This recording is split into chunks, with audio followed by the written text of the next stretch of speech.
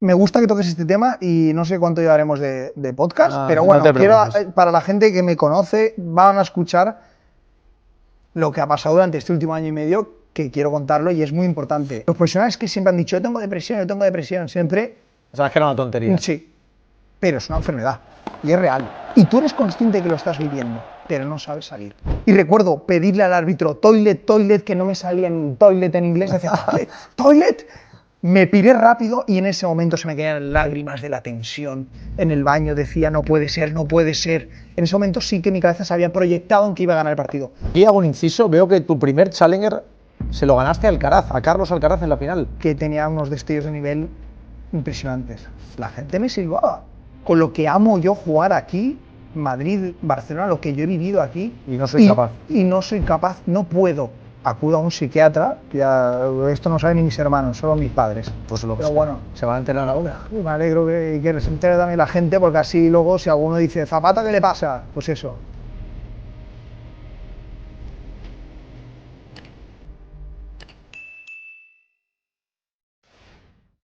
Muy buenas, estamos aquí en un nuevo capítulo de Llamada Pista. Tenemos con nosotros hoy a un nuevo invitado, al cual le tengo mucho cariño y a ver qué tal sale. Bernabé Zapata.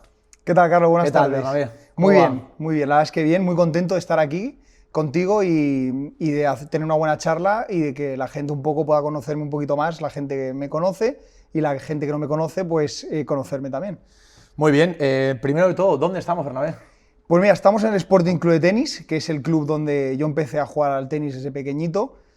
También estamos aquí con una copa de vino porque a mí siempre me Muy bien. gusta disfrutar de las buenas charlas y de la buena compañía bebiendo bien. Y nada, como digo, estamos en el Sporting Club de Tenis, es el club donde yo empuñé aquí la raqueta por primera vez. Y es el club también que me ha ayudado muchísimo durante toda mi carrera, que me ha apoyado y que me ha impulsado durante los primeros años para que hoy en día sea jugador profesional. Muy bien, Bernabé. Pues yo quiero tener una charla contigo, para el que no lo sepa, has llegado a estar 37 del mundo, has jugado los mejores torneos del mundo, contra los mejores jugadores del mundo, pero más allá de esa época de tu vida, como yo más o menos conozco un poco tu vida, me gustaría que la gente, que te enfocaras más en lo que fueron tus inicios en el tenis, que sé que vienes de una familia muy humilde, y también hablar mucho de esta última época en tu vida. Entonces, para empezar, como dices, empezaste a jugar aquí. ¿Por qué empezaste a jugar a tenis? Bueno, yo creo que el mayor motor para que yo iniciara a jugar al tenis fue mi hermano mayor. Soy el segundo de 4 hermanos, de una familia muy humilde. Mis dos padres son profesores. Y mi hermano empezó a jugar al tenis simplemente porque a mis padres les encantaba el tenis, lo apuntaron y empecé yo a seguirlo y a ir a algunos entrenamientos a acompañarlo. Y poco a poco pues me empecé a dar cuenta desde pequeñito pues que yo también quería practicar ese deporte. Y así fue, le pedí a mis padres que me apuntaran al tenis, fue justamente aquí en el Sporting Club de Tenis, cuando tenía 5 añitos, y poco a poco empecé la escuela base, sin ningún afán de llegar a ser profesional, como digo, simplemente por un juego, igual que mi hermano. Y la verdad es que desde pequeñito se me empezó a dar muy bien. A partir de los 8 o 9 añitos el club ya se reunió con mis padres para ver si yo podía empezar a entrenar en la escuela de competición de aquí del Sporting. Y así fue como empecé ya poco a poco a hacer más horas, a practicar más horas este deporte.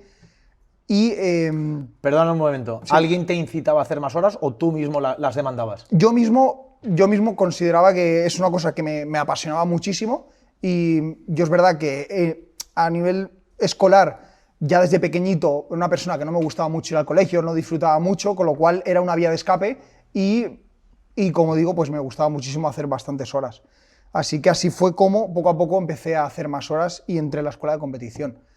El Sporting, pues ahí fue cuando fue la primera vez que me dio una ayuda a nivel económico, ya que mis padres, como digo, vengo de una familia muy humilde y no podían permitirse pagarme la carrera. Y gracias a eso empecé a jugar los torneos Nikes, que eran en aquella época los más Sí. importantes de toda España. Y poco a poco pues fui avanzando durante esa época de 12, 13, 14, 15 años en todos estos torneos a nivel nacional. Sí que es cierto que empezaba a jugar ya algunos torneos internacionales y salir un poquito ya de España, ¿no? Pero como digo, durante todo ese proceso y todo ese crecimiento de chaval joven, simplemente lo practicaba porque me encantaba el tenis, se me daba muy bien, y sí que es cierto que ahí ya empezaban a hacer en mí el intentar algún día ser jugador, pero nunca más allá de que empezara a ser mi trabajo. Ya. Has dicho que el Sporting te ayudó en los inicios. ¿Te ayudó porque tus padres no podían costear todo lo que suponía el tenis? ¿O ellos les nació a ellos ayudarte? ¿Cómo se da esa relación? Correcto. El entrenador que yo tenía en esa época aquí en el Sporting, y ¿Sí? estaba un poquito más encima mía, comentó a la junta directiva de aquella época que bueno, tenía un chaval en la escuela, que destacaba, que jugaba muy bien y que no tenía los medios para poder jugar los torneos ya ni siquiera a nivel fuera a nivel internacional, sino a nivel nacional, ¿no? O sea, solo podías jugar regionalmente. Correcto, regionalmente era para lo que me daban mis padres, para poder pagar las inscripciones. Y nada, la junta directiva de aquella época se reunió y hizo algo sorprendente para mí, un milagro, como yo siempre lo he dicho, que es destinar X dinero para mi carrera profesional desde que yo tenía 11 años. En aquella época te podría decir más o menos que eran en torno a 6.000, 7.000 euros, que con eso pues, podía suplir los gastos en los torneos a nivel nacional. Muy bien. ¿Cuándo empezaste a jugar torneos internacionales? Porque entiendo que empezaste a destacar a nivel nacional y una vez ya destacas a nivel nacional, llega el momento de pues, empezar a dar vueltas por el mundo. ¿A qué edad empezaste a jugar torneos ya internacionales? Empecé más o menos con 13 años. Desde los 13 años hasta los 16, todos los torneos que jugué a nivel internacional eran en los Tennis Europe, que también existen hoy en día. Yo sí que es cierto que considero que esos torneos están muy bien para sumar experiencias, para jugar con gente no siempre de tu mismo país, si destacas en tu propio país, sino también para jugar con gente de Europa, etc. Pero sí que es cierto que considero que hasta los 16, 17 años que puedes empezar a jugar los ITF Junior, no está, desde mi punto de vista, no está la necesidad de salir fuera a hacer ese gasto durante muchísimas semanas. Creo que está bien algunas veces, 3 o 4 veces al año, probarte en esos tenis Europe. Yo sí que es cierto que salía más veces, pero considero que no es necesario y que también es un desgaste para el chaval joven el hecho de salir fuera desde los 13 hasta los 16 años, porque luego, si vas a ser profesional, vas a tener que hacerlo. Pero sí, se diría que desde los 13 a los 16 ya estuve viajando fuera de España. Bueno, tenemos la suerte que, claro, que en España, sin moverse mucho de lo que es el ámbito nacional, se pueden jugar torneos con gente de mucho nivel. Tú perteneces en concreto a una generación donde ya mismo, del mismo año, sois varios jugadores que muchos han llegado al top 100, pero también había otros muchos chicos que jugaban muy bien, o sea que... ¿Jugaste muchos juniors, ITF Juniors? ¿Sub-18? Sí. ¿Jugaste el calendario? Jugué los torneos que había en España. En esa época, ahora sí que es cierto que desde hace unos años la Federación Española ha trabajado muy bien en la base de los torneos y hay un montón de torneos, ya no solo Tenis Europe, sino ITF Juniors en toda España. En la época que yo era junior, habían más o menos 5 o 6 torneos en toda España y sí que es cierto que económicamente implicaba hacer un gasto enorme salir fuera. Yo no tenía esos medios, con lo cual, a partir de los 16, 17 años, junto a Carlos Navarro, que era mi entrenador en ese momento, y ahora también, decidimos empezar a jugar las previas de los torneos futures, porque al final, económicamente, sí que es cierto que salía más rentable irte a las previas e intentar pasar alguna previa de future, que te pagaran el hotel en algunos torneos, y de ahí también empezar a tocar un poco de prize money, ¿no? Te ibas un poquito a cuenta con paga. Y yo creo que eso fue un acierto. Es cierto que en ese momento no lo miramos con perspectiva de decir, queremos ser profesionales. ¿Aún seguías sin pensarlo? Ahí empecé a pensarlo en esa época, a partir de los 16, 17 años, que ya empecé a jugar futures y mi mentalidad ya empezó a plantearse que eso a lo mejor podía ser una salida, laboral, ser profesional. Tener una carrera profesional. Correcto. Pero como digo, la época que empecé a jugar futures no fue una lección puramente económica, no fue una lección de decir, vamos a invertir en el nivel. No querías hacer un desembolso grande, o no podías, para jugar un circuito que se juega por todo el mundo, como es el Junior. Has dicho que solo había 5 o 6 torneos, en cambio futures en España hemos llegado a tener años de 40 futures. Correcto. Por eso lo dices, porque podías jugar por España. Podía jugar por España, efectivamente. Y ahí, repito, los medios que tenía actuales económicos era básicamente la ayuda que me seguía dando el Sporting, que era más o menos unos 7.000 euros. También me becaban los entrenamientos y también mi entrenador Carlos en ese momento hizo un esfuerzo económico al entrenarme pues becado básicamente, y era lo único que tenía, con lo cual eso era lo que había y con eso me tenía que organizar el calendario para empezar a viajar solo e ir a las previas de los torneos futuros. ¿Has dicho viajar solo? ¿Viajabas solo? ¿Con qué edad? Empecé a viajar, como digo, las qualis con 16 años, de mitad de los 16 años, de mitad de año empecé a jugar las qualis y ya ahí a partir de ahí ya viajaba solo prácticamente casi todas las semanas, incluso en los torneos futuros que han aquí en España. ¿Y cómo la logística de hoteles, llegar al sitio, trenes, aviones, la llevabas tú solo? Normalmente, desde muy pequeño, bueno, y sobre todo cuando he empezado a viajar solo, mi padre siempre me ha ayudado mucho en la logística de los viajes. Él se informó un poco de cómo se podía organizar los hoteles, de cómo era la manera también de viajar económicamente a los torneos futuros. Y él poco a poco en esa época, desde de 16 a los 19 años, él me asesoró muchísimo y casi siempre me sacaba en los viajes, correcto. O sea, que tenías una pequeña ayuda de tu padre para no hacerte cargo tú de todo lo que es la... Exacto, toda la logística que implicaba ir al torneo, coger el hotel, coger pues, el medio de transporte para ir al torneo, etc. Viajabas solo para hacer menos gasto. Correcto, económicamente al final... cuando viajas con entrenador ya desde época junior y también de torneos futuros, ya no solo es el per diem que hay que pagar, se añade también las comidas, los vuelos y todo eso al final, los hoteles, y eso económicamente es básicamente el doble que hay que pagar, aparte de los entrenamientos. Fuiste el primero de tu generación que ganó un Future, ¿no? Sí. ¿A qué edad? Mi primer Future lo gané en Gandía, con 18 años, en esa época era junior todavía, y me acuerdo de ese año perfectamente porque a principio de año no había pasado de unos cuartos de final en Future. Por esa época creo que estaba a 900, tenía alrededor de 16, 17 puntos ATP, y justo llevaba un año bastante malo. Recuerdo llegar a Gandía, que era más o menos en julio, y ganar el primer partido. Me acuerdo que jugué contra Miguel Sembler, que es un amigo mío de mi generación. ¿De tu generación? Y recuerdo ganar un partido muy duro y que mi entrenador me echó un puro que te cagas, ¿no? Porque hacía mucho calor, yo estaba perezoso, jugando por la vía rápida, y recuerdo que me pegó una bronca que te cagas, y la verdad es que a partir de ahí fui poco a poco ganando buenos partidos, y la final la recuerdo con mucho cariño, que fue con Albert Alcaraz. Además, me acuerdo que iba 6-1, 3-0, perdiendo, estaba muy nervioso. Y de hecho, en esa misma pista había perdido 2 años antes una final de un campeonato de España con mi amigo Pedro, 6-1, 6-1, que me acuerdo que salí llorando a la pista, con 16 años. Y al final le pude ganar a Albert Alcaraz en esa final, ¿no? Un 7-6 tercer set. 7-6 tercero, no sí, sabía. Sí, sí. Muy bien.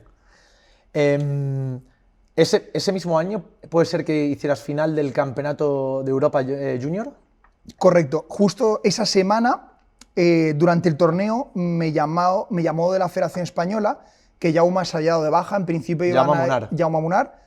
Iban a ir Álvaro López y Jaume Munar, pero Jaume creo que estuvo convocado para Copa Davis, por ahí me suena, o está en Hamburgo, no sé, en Hamburgo creo, no recuerdo mal, y no pudo ir. Me llamó a mitad de semana la Federación, estando yo en Gandía, y recuerdo que gané la final el domingo por la tarde a Alcaraz, a Albert Alcaraz, y viajé el lunes a las 6 de la mañana de Valencia, también me fui solo, allá a Suiza, que fue donde empecé el martes el torneo. Me acuerdo que el lunes por la tarde jugué el dobles con Álvaro López en Suiza, cogí avión Valencia-Zurich, 3 trenes, llegué a Klosters y jugué el dobles por la tarde con Álvaro, y el martes empecé el torneo.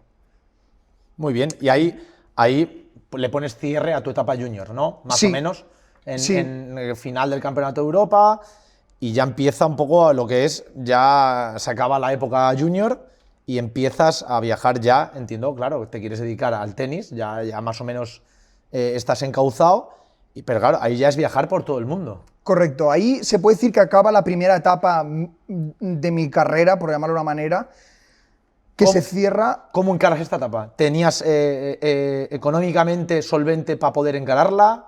¿Seguías viajando solo? Correcto, en esa etapa, ese año acaba con que a final de año ganó otro Future en Túnez y que me clasifico para US Open Junior con el ranking ATP. Me acuerdo que mi padre me dijo, me clasifiqué, estaba dentro de la lista y no teníamos el dinero para ir. Y claro, yo le dije a mi padre, quiero ir solo. A Nueva York. A Nueva York, porque tenía el dinero justo para ir yo solo.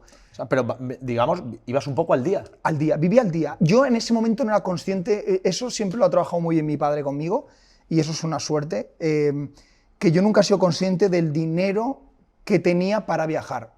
Él siempre lo ha gestionado hasta una cierta edad, que luego más tarde hablaremos, pero eso lo hizo muy bien. Yo en ningún momento era consciente de que iba al día a día. Y eso creo que me ayudó, porque si no, no sé si hubiera podido gestionar la presión de saber que dependía de eso mi carrera. O sea, que tu padre de alguna manera te enmascaraba un poco los números. Correcto. Para que tú no tuvieras una gran presión de jugar a tenis, de ver que... Correcto, porque sí. Y nada, ahí cerró esa época. Recuerdo que eso, como digo, al final el US Open Junior, mi entrenador Carlos se pagó el vuelo. Muy bien. Y sí, hizo un esfuerzo tremendo y nos pudimos ir y viví la experiencia de jugar ese torneo junior. A partir de ahí empieza mi etapa con 19 años, que es una etapa nueva, de la que ahora hablaremos, y yo consigo también algunos sponsors más que me ayudan económicamente. Por ejemplo, Lotto y Head, que fueron las dos marcas que en ese momento se acercaron, sobre todo por el resultado del Campeonato de Europa, y que eso es lo que me hizo a nivel económico, con 19 años, empezar la temporada. También la Federación Española, recuerdo ese año que me dio una beca, también económica, y te puedo decir que más o menos era en torno a unos 30.000 euros, 35.000 euros lo que había para empezar con 19 años a jugar Futures con un ranking 400 ATP. Para los que no lo sepan, puede parecer mucho dinero. A mi juicio es muy poco dinero, claro, para un jugador que solo tiene gastos. Tienes que costearte todos tus viajes, los viajes del entrenador si va contigo, y no es tanto dinero para encarar un año tenístico. Sin entrar, como no tenías ranking para entrar aún en las qualis de los Grand Slam, pues no es tanto dinero. Entiendo, Bernabé, que también para costearte jugarías muchos equipos, ¿no? Equipos en Alemania, en Francia, Italia, España... Sí, eso me ayudó muchísimo, porque es cierto que con 19 años partía con un dinero de los sponsors bastante grande, pero a partir de los 20, 21 años, que es una etapa donde yo sigo jugando Futures y estoy cerca de hacer la transición al circuito Challenger, también los sponsors cada vez me van bajando el dinero, porque es muy difícil cumplir unos requisitos y que te sigan dando económicamente bastante dinero o lo necesario para seguir costeándote la carrera. Con lo cual empecé a jugar con 20, 21 años equipos en Alemania, en Francia, todo lo que podía. ¿Esa logística también la llevabas tú? Esa logística, un manager... ¿O tenías a un manager que te ayudaba? Tenía un manager que me ayudó a buscarme equipos en Francia y en Alemania, y con 22 años, que económicamente también necesitaba bastante dinero porque veía que iba perdiendo dinero, que también en esa época los Challengers tampoco económicamente te ibas a cuenta con paga. O sea que básicamente si no estabas top 200... perdías dinero. ¿En esa época seguía tu padre guiando lo económico, o ya te hacías un poco cargo tú, ya eras consciente tú de lo que valían las cosas, el dinero que tú tenías? ¿Quién lo hacía en ese momento? A partir de los 21 o 22 años yo empecé a preguntar sobre el dinero y empecé a ser consciente un poco de los medios que yo tenía. Nunca sabía una cifra exacta, pero yo recuerdo muy bien cuando hablaba con mi padre cuando quería ir a algún torneo o a una gira, le decía, ¿cómo vamos dinero? Y mi padre me hacía, bien. O ¿cómo vamos dinero? Y me hacía, mal. Yo en ese momento ya sabía si tenía que hacer una gira de Futures en España, si podía irme fuera o si podía ir a algún Challenger en la India. Recuerdo más o menos en esa época, ¿no? Como digo, con 22 años, después de un año, sobre todo... fue un año donde ya hice la transición de Challengers, que ahí es donde empiezas a jugar todo Challenger y donde vuelves a perder muchos partidos. Y recuerdo llegar a final de año donde había hecho una inversión grande económicamente, donde había perdido bastante dinero, donde me quedaba poco dinero para empezar al año siguiente con 23. Y recuerdo estar jugando equipos en Francia, entrar en Bangalore en un torneo en la India, el último torneo del año. No había salido todavía no había ido nunca a Asia en esa época. Me acuerdo que a mí siempre me ha pasado, ¿no? El hecho de viajar solo y viajar la primera vez a Túnez con 16 años, incluso esa vez, siempre me ha dado mucho temor, porque al final es algo desconocido para ti y que te estás abriendo al mundo, y la primera vez, pues eso, con 23 años tenía miedo de viajar solo allá a la India. Y recuerdo que perdí un par de vuelos cuando fui a los equipos en Francia, no llegué al vuelo de la India y recuerdo llamar a mi padre, estaba yo en Lisboa, perdí ahí una escala. Eso ha sido uno de los momentos más duros que diría yo a la hora de viajar de toda mi carrera. Me acuerdo que me puse a llorar, estaba físicamente, mentalmente destruido y le dije a mi padre, papá, mañana sácame un vuelo a Valencia que no voy a la India, no tengo ganas de ir. Era la última semana del año. Y recuerdo que mi padre, con mucho dolor, me dijo, hijo, tienes que ir, porque si no vas, te multan y perdemos los 1.000 euros del vuelo. Y si tú vas, son 1.000 euros por entrar que te vas a cuenta con paga. En ese momento yo calculo que me quedarían a lo mejor en la cuenta 4.000 o 5.000 euros para empezar con 23 años, para empezar el año que ¿De los 23? De los 23 y estando en un ranking de 300 del mundo. Habiendo jugado ese año equipos, no había jugado las peleas de Grand Slam, pero jugando equipos, viajando solo todas las semanas o casi todas en Challenger. Lo recalcas mucho. ¿Cómo has llevado el viajar tanto solo? En un deporte en el que realmente necesitas mucho cariño a la hora de estar en pista porque lo pasas mal, mucha presión, estás muy lejos de tu casa. ¿Cómo has llevado viajar tanto solo?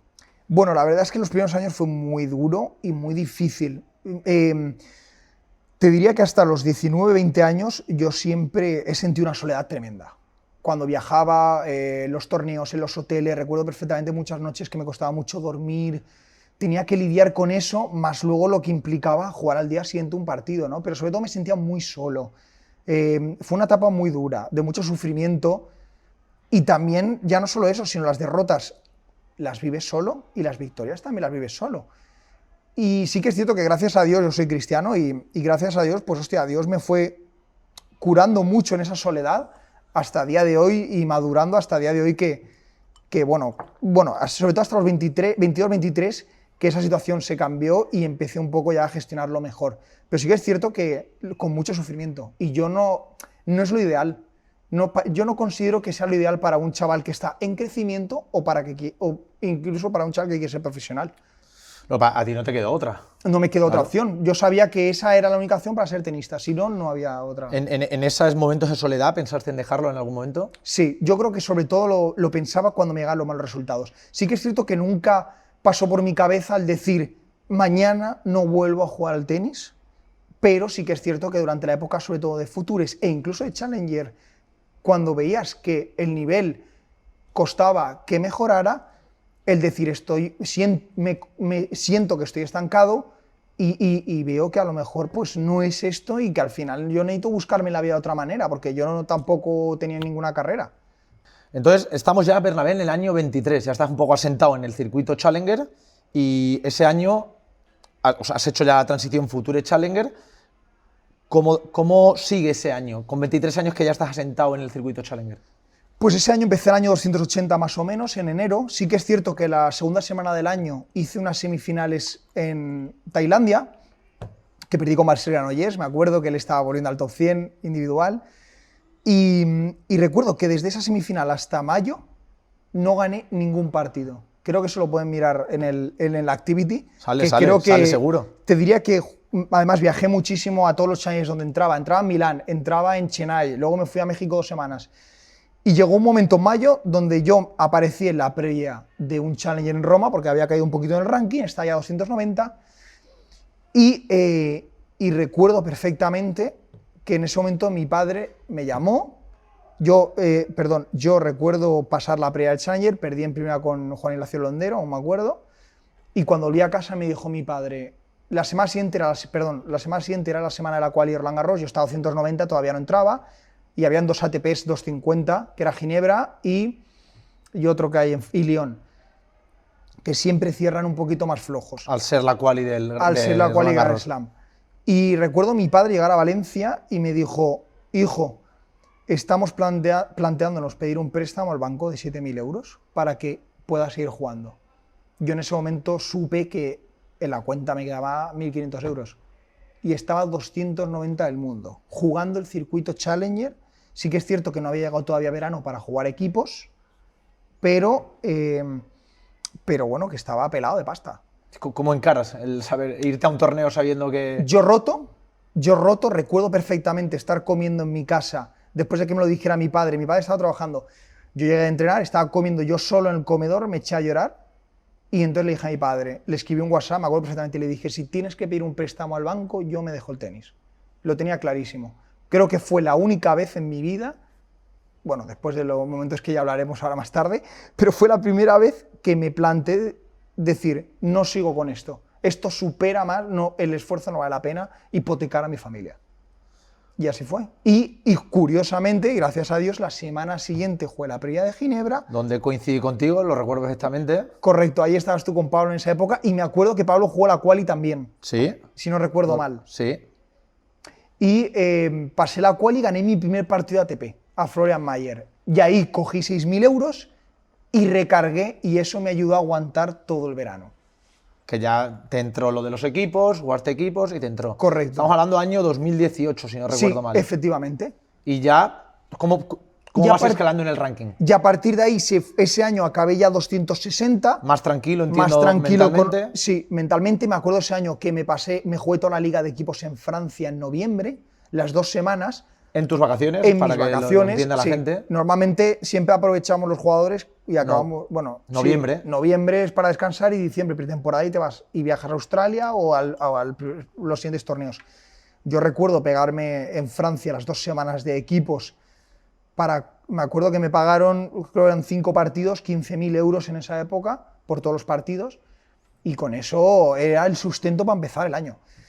Y sí que es cierto que a partir de esos 24 años y de empezar ese año, ya a partir de ahí mi carrera no volvió a sufrir ningún problema económico y ya fue cuando a final de esos 24 años pude jugar mi primera previa en US Open de Grand Slam. Ya te costeas un poco con tranquilidad, gracias a entrar en los Grand Slam, te vas costeando un poco el tenis. Correcto. Quiero pasar rápido por tu época, porque te metes top 100. Metes top 100. ¿Dirías que tu mejor momento fue la 4ª ronda de Roland Garros? Sí, yo creo que, Dios lo quiera, ojalá tenga muchísimas más victorias y mejores momentos de los que ya doy gracias de los que he vivido, pero yo creo que siempre, para mí, para mi corazón, siempre será el más especial lo que viví esas 2 semanas. Porque venías de la previa. Venía de la previa, venía de jugar un Challenger que defendía campeón la semana antes de la previa. Estaba a 130 de ranking, llevaba ya un añito 130, 115, 140 y fue el colofón a todo eso, ¿no? También por todo lo que viví. Pero sí, sin duda fue y para mí siempre será el momento más especial de mi carrera. ¿Cómo fue el camino hasta la 4ª ronda? ¿Que algún partido a resaltar? Sí, anécdotas hay varias. La primera, me acuerdo que llamé a mi entrenador, a Carlos, perdí, como digo, en el Challenger la semana antes, era viernes, empezaba la quali el lunes en Roland Garros, era viernes, me vine a casa, dije, me voy a casa un día, no tengo ganas de irme a París. Y le dije a Carlos, vámonos el domingo por la mañana, hacemos un entreno por la tarde y jugamos el lunes. Esto, para que no me conozca, yo hay momentos de mi carrera que lo he hecho. No es lo más idóneo. Pero... No es lo más idóneo, pero a mí me venía bien. Pasar por casa, despejarme, y aclarar la mente e ir más fresco. Recuerdo entrenar por la tarde, entrené con Juan Pablo Varillas, me acuerdo perfectamente. Me pegó 6-2 el domingo por la tarde. Me acuerdo que al salir de entrenamiento Carlos me mirase un poco como diciendo, hostia, tío, no estamos muy cogiditos. Y yo le dije, me ha venido muy bien el entreno, me siento bien. Recuerdo que al día siguiente jugué primera ronda con Dudisela, tuve suerte porque era ranking protegido y la verdad es que no estaba... En su mejor momento, ¿no? Estaba arrastrándose por las qualis con su ranking protegido, la verdad. Y me vino muy bien jugar ese partido, me dio tranquilidad también y me dio un poco de confianza y rodarme. Y ya recuerdo que segunda de quali con Gastao Elías hizo un partidazo, gané 6-1, 6-1. Recuerdo salir, ir al gym a soltar y en estas me dice Carlos, hostia, a ver si tocamos esto, lo otro del partido y tal. Y dije, Charlie, le he pegado 1 y 1, he jugado huevo, ¿qué me estás contando? y fue gracioso, ¿no? Y sí que es cierto que la segunda y la última de quali, recuerdo jugar con Luca Nardi, un partidazo. Él era muy jovencito, tenía mucha menos experiencia, tenía menos experiencia que yo, pero es verdad que tenísticamente ya tenía un gran nivel. Y empezamos a jugar, me acuerdo el partido, íbamos 6-2, 4-2, condiciones como se ponen a veces en París, en Roland Garros, tú lo sabes, cuando hay un día soleado, la bola pica mucho, va muy rápida y es difícil controlar la bola. ¿Era así el día? Era así ese día. Vale. Y recuerdo que ir de culo de lado a lado, sufriendo muchísimo. Y en una de estas con 4-2, me acuerdo que iba 4-2, sacaba Luca Nardi y me dijo mi entrenador, métete y le apretas el resto. Y le metes un poco de presión y a ver qué pasa, porque él estaba muy tranquilo. No había portería. Me acuerdo que estaba Pedro Martínez, mi amigo, mirando el partido con Carlos y estaban los dos flipando. Le apreté un par de restos, me pegó un par de dobles faltas. Recuerdo ganarle 6-4 ese set. Él acabó muy tenso y el tercer set no me pudo ni plantar batalla. Mentalmente estaba ido. ¿Cómo fue el camino hasta la cuarta ronda? ¿A quién ganaste? Jugué en primera ronda a Michael Mo, que era wildcard. ¿Americano? Sí, recuerdo 3 sets. Fueron 3 sets, pero muy duros, las condiciones muy pesadas, jugué por la noche. ¿Era la primera vez que ganas un partido en Grand Slam? Era la segunda vez que ganaba Vale. un partido. La primera fue en US Open con Feliciano. Correcto. Y que entré también de la Key Loser, porque en última de quali la lié parda. ¿Segunda? Sí. Segunda gané a Taylor Fritz. Partidazo. Partidazo. Me acuerdo de jugar la pista 14 en 4 sets. Recuerdo perder el primer set y sentarme y decir, estoy jugando un huevo y voy 6-3 abajo, no lo entiendo. Y recuerdo que luego los otros 3 muy bien, los otros 3 sets muy bien. Y finalmente jugué con John Isner, que yo creo que hasta el día de hoy ha sido el partido más emocionante de mi vida. Todavía no lo he podido ver, yo creo que lo veré cuando me retire ese partido, porque todos los sentimientos que pasaron por mi mente y por mi cuerpo de ese día creo que no los voy a olvidar nunca. Y creo que son demasiado fuertes como para querer vivirlo ahora, revivirlo. Pero sí, fue muy emocionante. Quiero destacar 2 cosas. Recuerdo en el cuarto set que iba 5-2, tuve bolas de partido, etc. Y recuerdo perder el set 7-6, ir al baño, pedir al baño. En ese momento no podía ni decir toilet, 5-2 para cerrar el partido y pierdes 7-6. 5-2 en el cuarto con bolas de partido. 5-3 tuve otras 2 bolas de partido y perdí 7-6, tiebreak 7-5. Y recuerdo John haciendo así a la grada y toda la grada, John. Yo blanco, mi preparador físico Nacho y Carlos, mi entrenador, blancos, yo diciéndoles, animarme. Y ellos no podían, porque están igual de blancos que yo. Y recuerdo pedirle al árbitro, toilet, que no me salía ni el toilet en inglés, decía, toilet. Me piré rápido y en ese momento se me caían lágrimas de la tensión. En el baño decía, no puede ser. En ese momento sí que mi cabeza se había proyectado en que iba a ganar el partido. Y hice una cosa que todavía me doy valor porque no sé cómo pasó por mi cabeza, que dije, no voy a pensar en ningún momento que puedo perder este partido. Voy a ir ahí a darlo todo cuando vuelva a la pista. Creo que ha sido la vez que más valentía y más huevos le he puesto a un partido. No tengo ninguna duda. Y salí, le pegué break en el primer juego y le gané 6-2 en el quinto. Muy bien. Y luego perdiste con Zverev, ¿no? Y luego perdí con Zverev. Buen partido, sí. ¿no? Fue un muy buen partido, sí. Empecé muy nervioso, pero bueno, tuve muchas oportunidades en el primer set, tuve set balls y también fueron 2 sets más duros también. Veo aquí, hago un inciso, veo que tu primer Challenger se lo ganaste a Alcaraz, a Carlos Alcaraz en la final. Sí, correcto. ¿Dónde fue? Fue en Cordenons, en Italia. Fue un poquito después de la pandemia. De hecho, te diría que fue la tercera semana que jugamos desde que reanudamos ese año por la pandemia, ¿sí? ¿No? Y él venía a hacer final, recuerdo, era la tercera semana. La primera, yo hice final en Toddy. Él estaba en el torneo y perdió la quali con Moroni. Recuerdo en la quali, en última de quali. Y recuerdo que estaba ahí con Juan Carlos, él entrenar muchos sets cada día, al día siguiente, entrenando, preparando el siguiente torneo. Yo, de hecho, jugué algunos sets con él durante la semana. Y yo recuerdo que yo hice final en Toddy, me fui a casa a descansar, él sí que se quedó a Trieste, y ahí fue donde ganó su primer Challenger.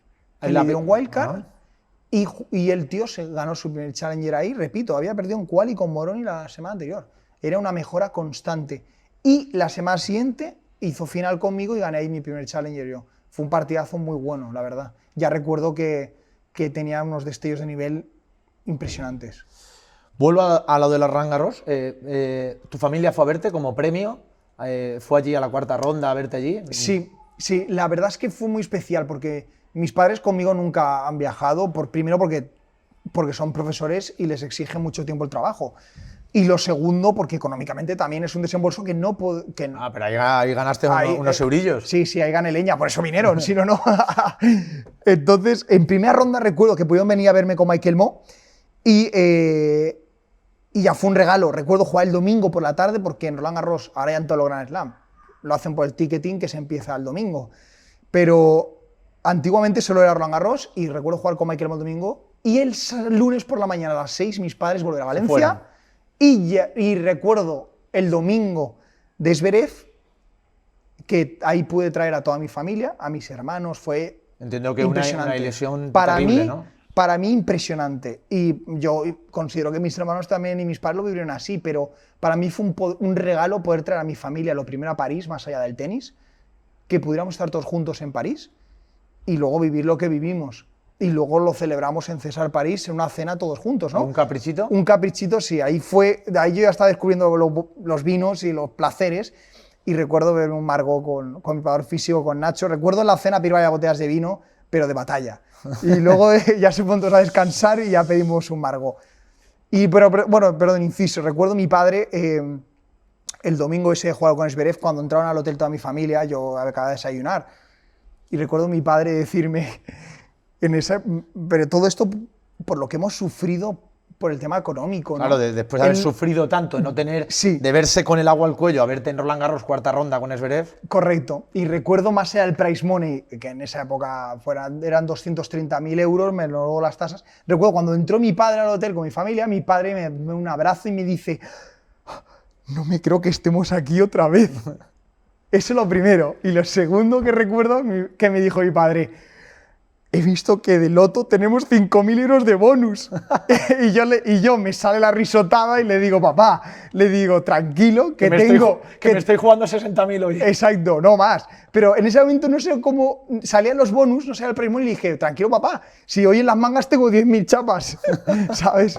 Fue muy gracioso porque eso, cuando juegas en pistas grandes en el slam, pues tienes parches y te pagan. Y recuerdo que mi padre me dijo, sí, cuando le dije a mi padre estaba como cortocircuitado, ¿no? Pero todo eso un poco también por lo que hemos vivido, más allá de por el dinero, al final. Claro, para tu familia seguro que fue una ilusión terrible verte empezar de la nada, una familia muy humilde, muchas dificultades, verse ahí en Roland Garros, en un estadio grande, con Zverev cuarta ronda, debe ser un orgullo tremendo para tus padres. ¿Te asientas 2 años en el circuito? Has estado 2 años asentado, ganando partidos muy buenos, a gente muy buena. Cuarta ronda en Madrid, ¿verdad? En un Master 1000. Correcto, 2023. Como digo, 2 años asentado en el circuito. ¿Qué ha pasado desde entonces, Bernabé? Muy bien, me gusta que toques eso porque quizá ahora mismo, ahora viene la parte... La gente te conoce y sabe que tú llegaste a estar 37 del mundo.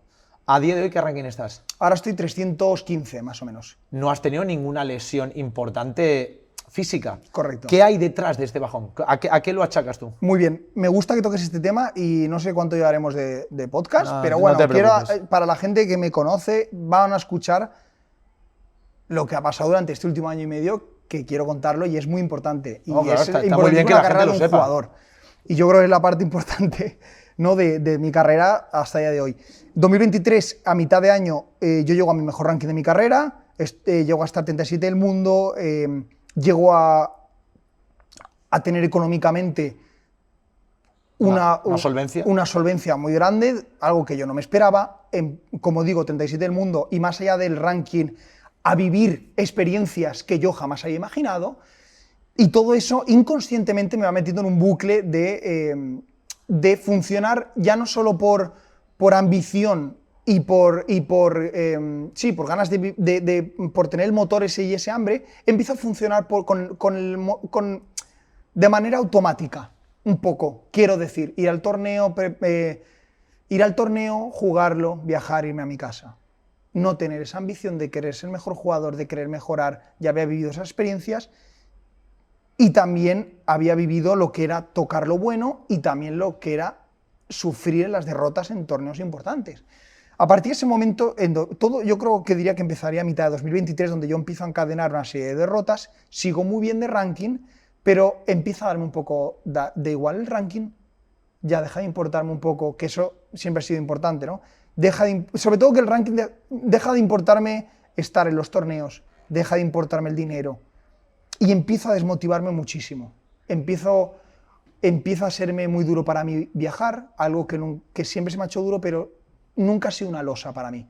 Empezó a ser una losa viajar y claro, cuando tu parte laboral te absorbe tanto, en este trabajo te absorbe tanto en tu vida, esto te empieza a condicionar en otros aspectos de tu vida. ¿Por qué? Porque tú empiezas a realizar todo eso con mucha tristeza y con mucho cansancio. ¿A qué lo achacas todo? ¿Por qué llegas a ese punto? Creo que se me acabó el estanque. Creo que O sea, llega un ¿crees momento en que- mi vida donde digo, llevo toda la vida haciendo esto, he cumplido unos objetivos, económicamente Emocionalmente podemos decir que te viste vacío. vacío. Es decir, he conseguido lo que quería. He conseguido eso y empezaba a no aceptar las derrotas. Pero no porque eso, sino porque estaba cansado de perder. Ya las derrotas me afectaban más allá. Empezaron a aceptarlas, básicamente. Y eso me cansaba muchísimo. Recuerdo entrar en Toronto en agosto de 2023, estadio 50 y pico. Y ya Toronto Master 1000. entraron Master 1000. Y recuerdo que ya había perdido el partido Roland Garros con Schwartzman, un par de derrotas muy duras, con Rublev, Match Balls. Y recuerdo estar en mi casa y dije a mi mujer llorando, no quiero irme a Toronto. Le dije, no puedo más. Esas fueron mis palabras, no puedo más. Recuerdo coger el vuelo porque si no vas y en su Master 1000 te multan. Y ahí ya me di cuenta, cuando volví de Toronto, que yo tenía un problema. Me di cuenta coño, que no era feliz, macho, en lo que estaba haciendo, que no tenía ambición ninguna y que tenía un problema grande. Porque Pero en ese momento te dabas cuenta, fuiste capaz de analizar qué era y de detectar qué era eso, que era No, yo en que ese momento emocionalmente estabas vacío. No, yo en ese momento sabía que estaba mal, que yo estaba mal en mi trabajo y estaba empezando a ser infeliz. Jugando al tenis. Jugando al tenis. Con lo cual, en ese momento era solo la parte laboral, donde yo sentía que básicamente coger la raqueta era... O sea, yo veía la raqueta y ya no me daba la olla para coger la raqueta. Punto pelota, no quería jugar al tenis. Punto. No era consciente de que era por todo eso. Pero sí que era consciente que algo grave me pasaba. Entonces, nada, sí que es cierto que ese año viví la experiencia de jugar, luego en US Open tuve la suerte de jugar con Novak Djokovic, tuve también la suerte, que para mí es una de las experiencias más bonitas de mi vida, que David me llamara para la Copa Davis aquí en Valencia, un sueño que fue tremendo, y sí que es cierto que eso enmascaró un poquito La situación. Porque fueron Fue un vivencias... parche. Sí, fue un parche, porque fueron vivencias muy bonitas, efectivamente, y como todo parche, a las 2 semanas cuando me pilló en Shanghái, y perdí mi partido montando un pollo que te cagas, volví y le dije a mi mujer, no puedo más, me voy de vacaciones, que se acaba este año, ya no puedo con el tenis. Sí que es cierto que yo pensaba que eso con un descanso se iba a suplir, pero ¿qué pasó? Y no fue así. Que no fue así. Yo en ese momento también empezaba a tener algunos cambios en mi equipo técnico, en 2023 lo dejé con mi entrenador Carlos porque sentí un cansancio, yo creo que mutuo entre los dos, algo normal después de 14 años que llevamos juntos. También empecé a probar con Chapi, pero bueno, más allá de eso, yo siempre lo achaco a que bueno, yo empezaba en una etapa mental, me estaba metiendo en un foso. Y nada, empezó 2024, un proyecto nuevo, contigo justamente, para que todos lo sepan. Y sí que es cierto que yo en ese momento empezaba ya, empezamos la gira en Australia, voy a hablar así porque hoy estás de entrevistador, empiezo en Australia. Me entró la noticia también de la paternidad y sí que es cierto que cuando... ¿Te enteras de la paternidad? En Australia me entero de que voy a ser papá. Muy bien, ahora te preguntaré por ello. Muy bien. Y es una alegría enorme, la verdad. Pero es cierto que yo cuando vuelvo a Australia y también con esta noticia me doy cuenta que sigo quemado. Que digo, ostras, he parado un mes y pico, porque también veo que he estado tocado en la rodilla, pero... Y no se me ha ido la... Y no se me ha ido la mosca, y sigo y no puedo, y ahora me toca irme a una gira de 6 semanas, y mentalmente no puedo. Y ahí empieza un proceso que empieza a hacerme infeliz en mi día a día. Poco a poco. Dices, poco. aparte del tenis, aparte con del tu tenis, vida. con mi vida. Me Con doy tu cuenta mujer, que con mi mujer, o sea, sobre todo por mí. Sí, por ti. Exacto. Me doy cuenta que empiezo a levantarme por la mañana y lo tengo todo, pero no quiero. No es que... Sí, que no quería salir de mi casa, que no quiero ir a entrenar, no me apetece hacer esto, no me apetece ir a lo otro.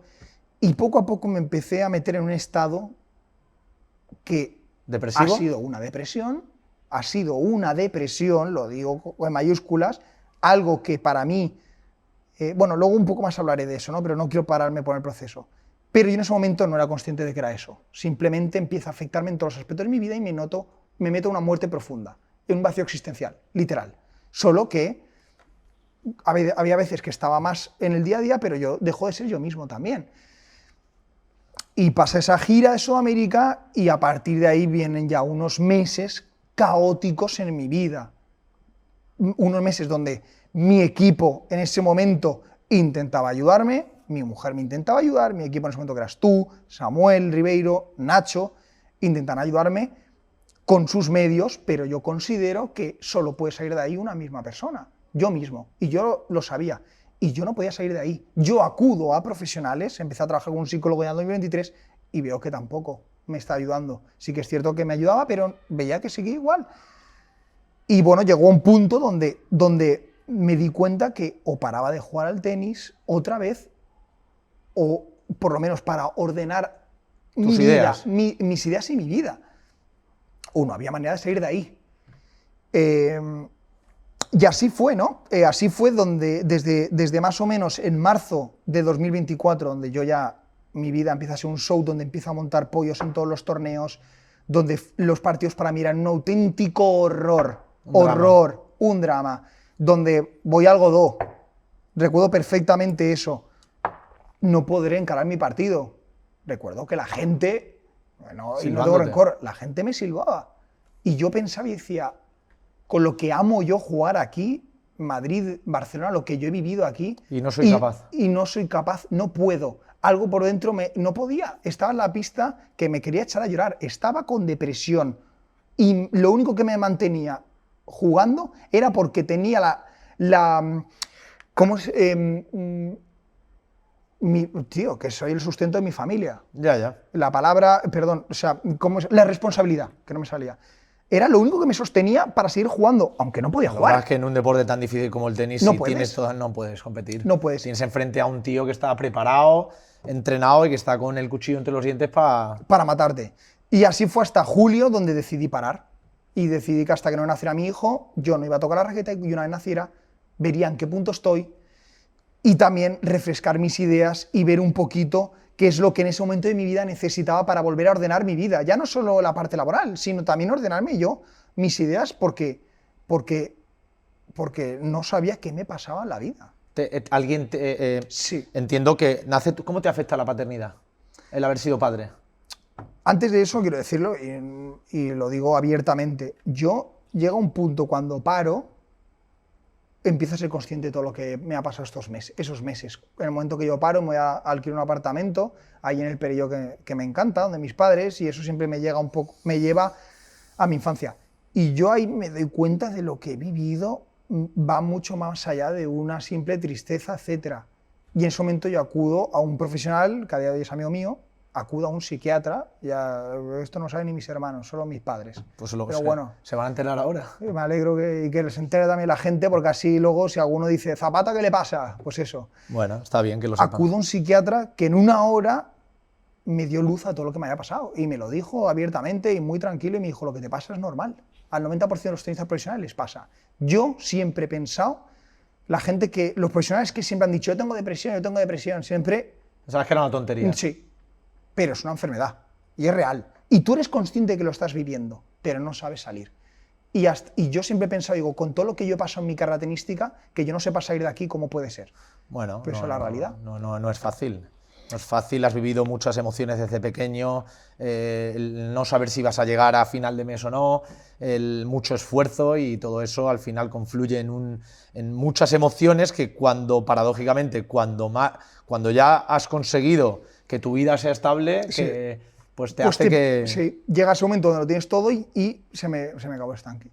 Y así Muy bien, ¿estás con ganas ahora? Sí. O sea, a partir de entonces nace tu hijo. A partir de hace mi hijo. Te pones en manos de profesional y empiezas, entiendo, con ilusiones renovadas y... Correcto. Yo sí que es cierto independientemente de que ganes o no ganes partidos, estás con ganas de... Sí, a mí me cambió todo esa conversación, para empezar, porque me hizo ver lo que me pasaba. Y a partir de ello le puse cara y ojos, y empezar de nuevo a mi problema, y a partir de ahí pude empezar mi cabeza a volverse a ordenar y a poner cada cosa en su sitio.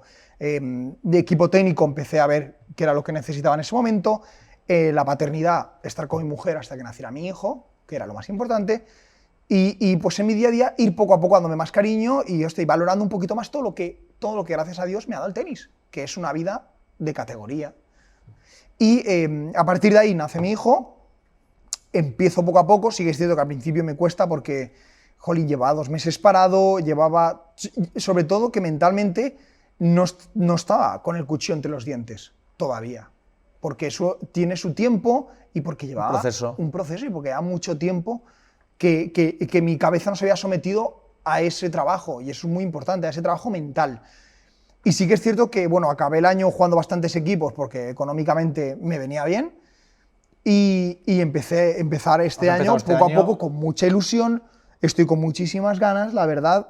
Creo que me lo estoy tomando... ¿Cómo llevas el viajar siendo padre y dejar a tu hijo en casa? La verdad es que lo llevo bien, porque me considero que, no sé, o sea, considero que cuando estoy aquí en Valencia intento estar muchísimo con mi hijo, lo disfruto muchísimo, estoy viviendo una paternidad con mi mujer maravillosa, porque la verdad es que es un trozo de pan y sí que es cierto que eso me ayuda mucho a viajar también. El hecho de saber que él está bien cuando está aquí, que es cierto que lo echo mucho de menos, ahora hago 1000 videollamadas, pero bueno, yo también en cierto modo sé que me quedo tranquilo porque está aquí con mi mujer y bueno, y al final es algo que también me he preparado para eso. Es parte de mi trabajo, tiene sus beneficios, que al final es también pues intentar darles una buena vida y que mi hijo pueda tener herramientas, pero también tiene sus sacrificios, que es pues crecer pues como ha pasado estar fuera de mi mujer.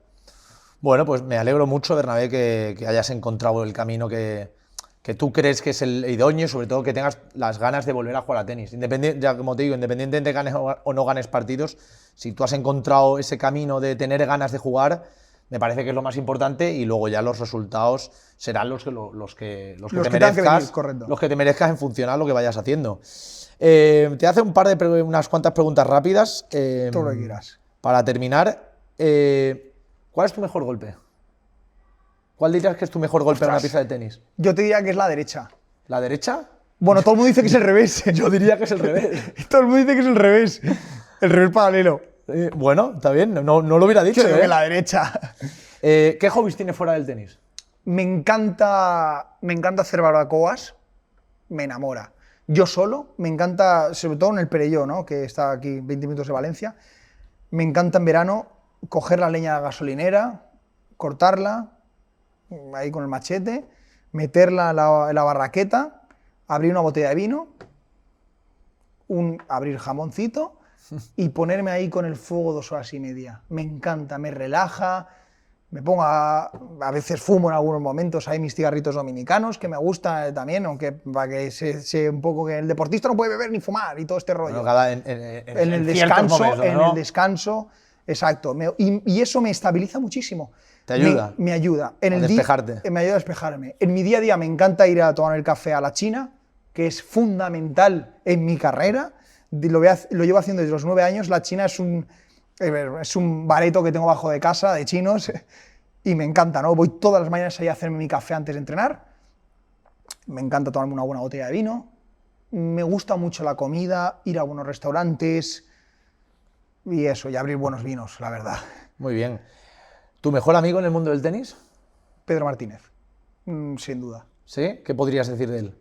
Que nos conocemos desde que éramos muy pequeñitos y que tenemos una relación más allá del tenis. Para mí, te diría que es como un hermano, también su familia, le tengo muchísimo cariño a sus padres, mis padres a sus padres, creo que va mucho más allá de la relación, ¿no? ¿Y qué te puedo decir de él? Que es una persona con un desparpajo impresionante, que le encanta la pasta, como lo va a ver lo digo. Y nada, que me lo paso muy bien y disfrutamos mucho cuando nos juntamos, la verdad. ¿Torneo favorito? Torneo favorito... Te diría que el Conde de Godó. ¿Sí? Sí, mira que he tenido experiencias negativas ahí alguna vez, pero el Conde de Godó, macho. Bueno, está bien. Y Madrid. ¿Ídolo de la infancia? ¿Tuviste algún ídolo tenístico? Me gustó mucho Pablo Andújar, porque para mí es un referente, sobre todo en su carrera, y como persona también me ha ayudado muchísimo cuando lo he necesitado, que para mí eso es fundamental. También el David Ferrer, el sacrificio, la entrega y como profesional es un 10. O sea, el trabajo es impresionante, su mente acojonante. Y bueno, Rafa para mí no es, o sea, para mí es el mejor deportista español de todos los tiempos. Lo admiro muchísimo, no ha sido mi ídolo porque siempre lo he visto como algo más muy difícil, algo inalcanzable, pero sí que lo digo no como ídolo, sino que para mí es el mejor deportista español de todos los tiempos. ¿Cuántas raquetas has roto en tu vida, Bernabé? Bueno, el año pasado rompí 20 o por ahí. Que no me escuche Head porque si no me quita el contrato. O sea, que no... Yo creo que te podría decir, sí, no. Yo te digo que entre 40 y 50 raquetas habré roto en mi carrera tenística. Bueno, o sea, la mayoría. La mayoría el año pasado. El año pasado era una raqueta por semana, y sí que es cierto que del 23 de finales del 23 hubo alguna semana que salí de un partido y rompí 2 de una.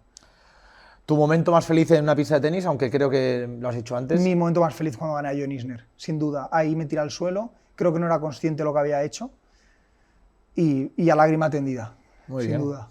Y estás, por último, ya estás, no estás en el ocaso de tu carrera, eres muy joven, tienes 28 años, pero entiendo que a veces empezarás a pensar en qué vas a hacer el día de mañana, el día que dejes de jugar a tenis, ya que no es eterno. ¿A qué te gustaría dedicarte el día de mañana? Me gusta que lo plantees esa pregunta, porque aunque sea joven y me quedan años de carrera, sí que es cierto que con 28 años que tengo ya se me plantea qué me gustaría hacer el día de mañana. Ya se me plantea el decir, oye, se me ha planteado, sobre todo por lo que he pasado, se me planteó el decir, ¿y si ya lo hemos hecho todo y hasta aquí me he quedado satisfecho? Es más de lo que yo me podía imaginar. La gente puede decir, este tío ha estado 37 y ahora tiene 28 años, le queda un huevo y tiene un talento que te cagas, ya, tío, pero mi vida no es esto, es mi trabajo. Entonces, a lo que voy, creo que me gustaría estar vinculado al tenis de alguna manera, pero más tranquila. Sí que es cierto que no me veo a día de hoy, no lo sé, luego el día de mañana no me veo montando en ninguna escuela, pero sí que me veo mucho en Valencia, pasando mucho tiempo en casa, y sobre todo me gustan otros temas de inversión que no van relacionados con el tenis, y sí que me gustaría más enfocarme un poquito más en eso, porque al final es algo que me gusta y que no me gusta. Pero inversión, pisos... me gusta la inversión inmobiliario... Me gusta la inversión inmobiliaria, me gustan los negocios, tengo un centro de entrenamiento personal con mi preparador físico y tenemos proyectos por delante que nos gustarían cumplir, y yo creo que me gustaría llevarlos a cabo seguramente en ahora años venideros. Ya lo he puesto todo en marcha, pero en años venideros. Y vinculado al tenis, sí que es cierto que me gustaría estar vinculado aquí al Sporting, porque es algo que siempre ha sido en mi casa desde pequeño, pero de alguna manera más relajada. O sea, no viajando, no te ves puede ser que viajando, pero 8 circuito. semanas al año, 10 semanas al año. Y si es un proyecto que el jugador está a gusto conmigo y yo con él. Si no, no veo la necesidad. Al final yo tengo, quitando los gustos que tengo en mi vida, quitando el vino, tengo gustos sencillos. Puedo vivir tranquilo aquí en Valencia y es lo que a mí me gusta, disfrutar de mi familia y estar aquí. Muy bien. Pues nada, Bernabé, ha sido un placer tenerte aquí en Llamada Pista. Y nada, espero que como tú digas, hayas encontrado el camino para volver a estar donde te mereces y sobre todo que seas feliz jugando a tenis. Así que nada. Gracias, Carlos. Un placer.